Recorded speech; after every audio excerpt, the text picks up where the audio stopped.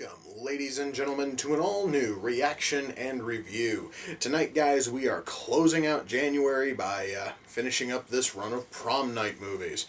This one came out in 1992, and it is Prom Night IV, Deliver Us from Evil. Part of this two-pack, which still shamelessly has that TV edit version of Prom Night 3 on it, which is still absolutely fucking disgusting. Yes, Prom Night 4 came out in 1992, and as far as I know, it has literally jack shit to do with Prom Nights 2 or 3, and it probably has even less to do with Prom Night 1. So, essentially, it's just a movie with Prom Night's title tacked on, which was sort of what they did with Prom Night 2. But I'm not going to get into that, okay? I'm kind of stalling, guys, because, god damn it, these fucking Prom Night movies have been bad. I mean, the second and third ones were almost sort of, like so bad it's good, in a way, but they still kind of sucked. I'm dreading what this one has to offer, but really, for all I know, it could be the best movie in the series. I have my doubts, but just maybe. And the only way to find out is if I quit fucking stalling and I push play, so we might as well get this over with. So, without further ado, it's time to kick back, relax, and check out Prom Night IV, Deliver Us from Evil. Alright folks, never mind. This one is directly tied into Prom Night II. Don't know how I can tell. We're back at the 1957 prom, and it just looks like they recycled footage from Prom Night 2 and just replaced the awesome licensed soundtrack with really bullshit 50s-ish sounding music. Really, I'm not all that impressed. So let me see if I understand this. While Mary Lou was being lit was being lit up and burned alive at the prom of 57, there was a priest outside killing two teenagers who wanted to fuck in the backseat of a car. Oh, and he blew up the car on top of it all. And nobody noticed this. Again, apparently, I've stated this in fucking Prom Night 2. Apparently the prom is kind of sort of like the Wild fucking West. You can get away with anything. You can murder people and then blow up their fucking car and nobody seems to give a shit. It's kind of fucked up. So, they've spent well over 30 years keeping this lunatic priest heavily medicated and performing countless exorcisms in order to keep Satan at bay. Wouldn't it have been easier to just, kill him? I totally understand that the Bible says, thou shalt not kill, but wouldn't it be for the greater, good if Satan is living inside him to just kill him and be done with it? I'm just asking. I am sort of curious. Oh my god, this fucking dialogue is just painfully shit. I guess it doesn't help that also the acting really sucks in this movie. Is just boring as hell in fucking general. Guys, I am struggling to stay the fuck awake here, and this horrific dialogue is not helping any. Alright guys, I'd like to just give a little note here to future filmmakers. There is a big difference between building tension and having nothing fucking happen, okay? There's a big difference there. Right now, there's nothing fucking happening, and all they're trying to do is they're attempting to build tension, but they can't because none of these characters have any fucking level of personality. I've been given no reason to care about any of them, and frankly, the only character who has been developed in any way is the lunatic priest who's right now stalking the house and is probably going to kill all of them by the time this movie is done. So yeah, there is no tension going on here, and that's kind of a fucking that is sort of an unpardonable sin when you're trying to make a tense moment in a horror movie, okay?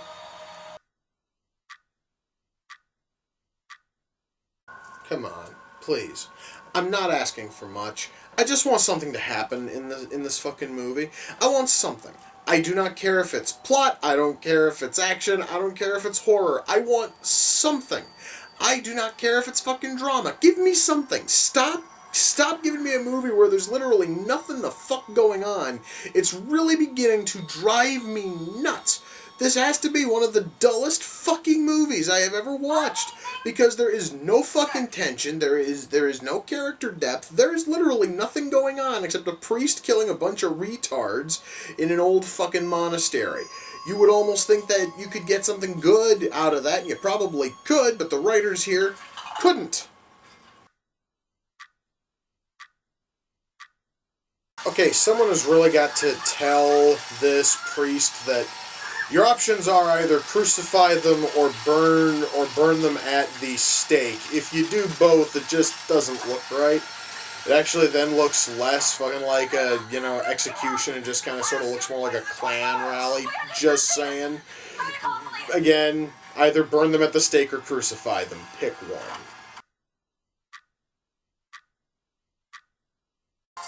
Thank God that's fucking done. No, seriously, thank fucking God. That sucked. Okay. Oh my God. So, that was Prom Night 4, Deliver Us from Evil. Oh my God, that was bad. Alright.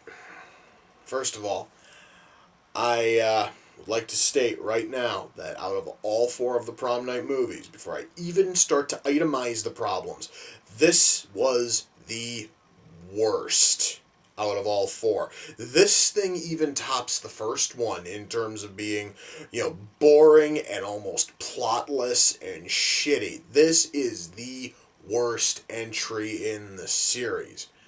And Jesus Christ, I'm happy it's fucking done. Alright, let's start with the writing. First of all, they go to great lengths in this film. Well, it's kind of sort of like a subplot that kind of runs through it.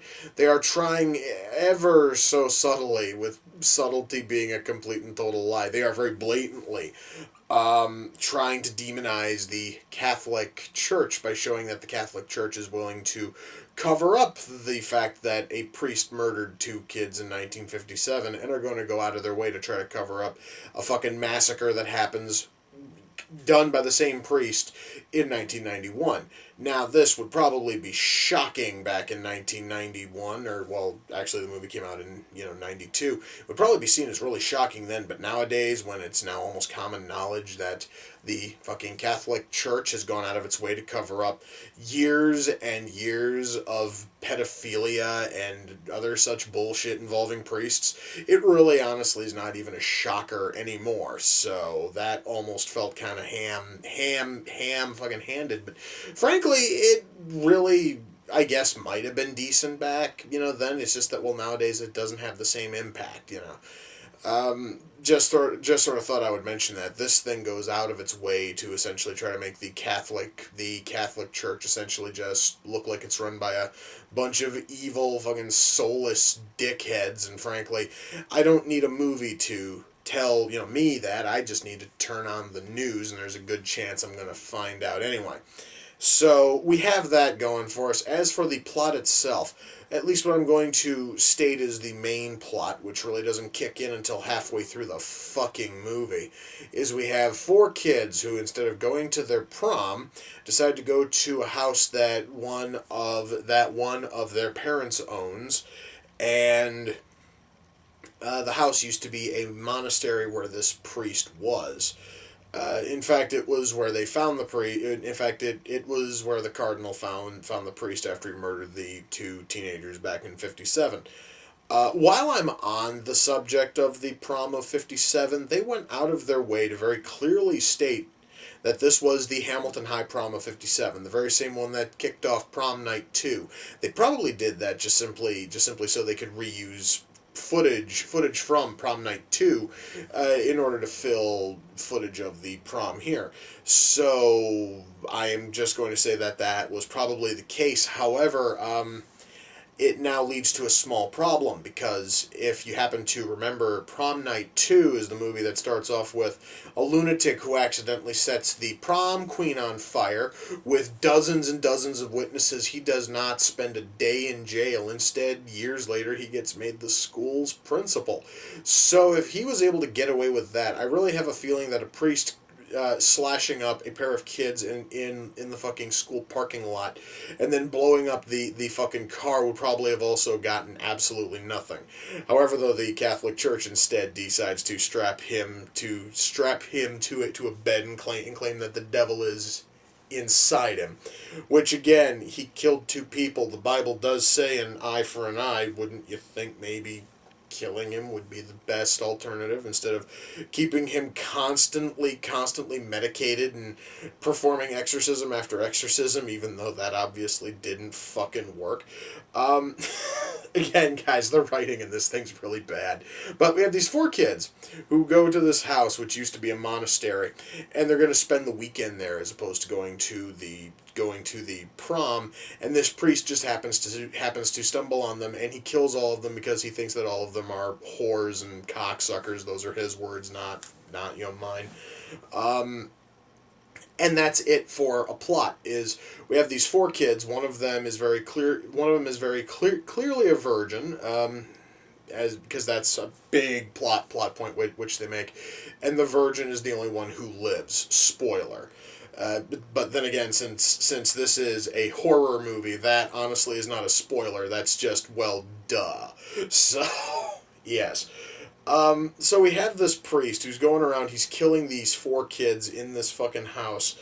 The kids have absolutely no, personality. The priest also has no fucking personality either, because when he isn't just constantly saying whores and cocksuckers, he says the Lord's Prayer while killing one of his victims. That is it for fucking character depth with him. And frankly, he is the most developed character in this entire fucking movie. Why? Because, well, at least we know that, at least according to some lunatic cardinal, he has the devil. He has the devil inside him, which is why they have to keep him constantly medicated. And when one priest is too fucking lazy to actually do that, this weirdo is able to bust out and start killing again. Yippee. The writing in this thing, guys, is just horrible. We have characters who have no fucking personality, no life, no depth. We have dialogue which just feels ridiculously hollow and shallow. It's really shitty dialogue. We have nothing here. This is probably one of the worst scripts I've seen in a long time, shy of bullshit like fucking Birdemic and the 41-year-old, so on and so forth. Those had bad writing, but those might have been salvageable. This thing also is probably salvageable, but as is, this fucking writing is a lost cause. The acting, honestly, is no fucking better. The acting here is just absolutely fucking assy from top to fucking bottom. We have nothing here to work with in terms of acting. Nobody here is trying in any way, shape, or form. It really is kind of sad, because you would kind of expect the actors to at least put in some level of effort, but no, none of them. There also is one guy who I have seen his name pop up in the credits of all four of these movies. Apparently he plays a different person in every film. The actor's name is Brock Simpson. He plays Father fucking Colin, according to the closing credits here. Yes, I have it paused on the closing credits. I don't know which character Father fucking Colin is, but then again, that's because nobody has any fucking depth. You barely fucking know the names of anybody outside of the four main characters, because they're always calling each other by first name. So yeah, go fucking figure. You will hopefully have their names memorized by the time the fucking movie's done. But as for all of these fathers and cardinals, I have no fucking clue. There is no personality there at all, but I am going to assume that his acting sucks, and if I were to look back on the others, he is probably one of the actors who truly fucking sucked ass in all four films.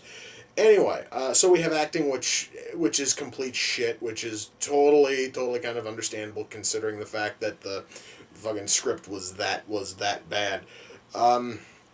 Special effects. all that we really have is just a little bit of blood. It really isn't anything special. There is a rather nifty little fucking effect which they do a few times, which is where this lunatic father, I don't even remember which fucking father he is, the fucking killer, he occasionally develops he fucking develops stigmata, where he then begins to actually kind of sort of, you know, like bleed out of his hands and out of his feet. And they actually show the blood kind of sort of, you know, like coming out, and it looks sort of cool.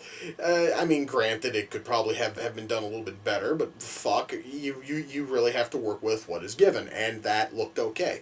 Everything else is just basic fucking like blood fucking effects. There really is nothing ultimately special there. There really is nothing to write home about in terms of the blood and the gore effects. I will say that all of it was done very, very competently, but that seriously is about the only positive this fucking movie is going to ever get.